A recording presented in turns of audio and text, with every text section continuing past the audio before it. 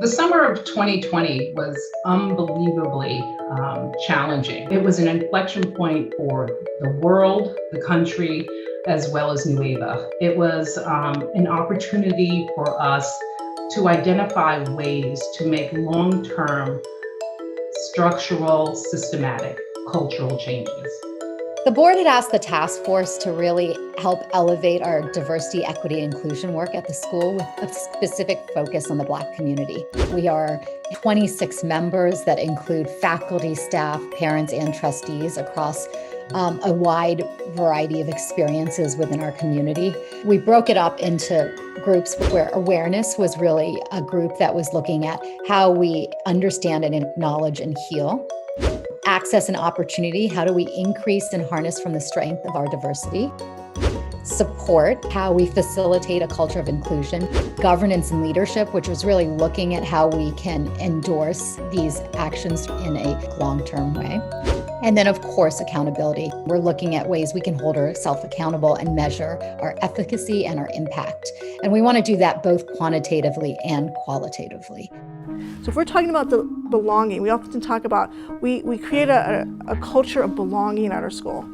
How do we define belonging? What is our working definition of that? And then how do we operationalize that definition? One of the ways that we can go about assessing how we're doing is to create a climate survey. So we as a board decided that that's something that we want to look at, and we've charged individuals on the task force with identifying ways to truly assess how we're doing with respect to that. That has to be a really strategic set of not only questions that are asked, and it's multiple questions targeting ideas, but it also has to be conversations that must be had. If we had a group that said that they felt like they didn't belong, then that's a focus group of us sitting down with a group of them and really helping them tease out what is it about our program, our parent events, our, you name it, whatever it happens to be. What is it that is preventing them from feeling like they're fully part of Nueva in that moment? The hard data gets you one place.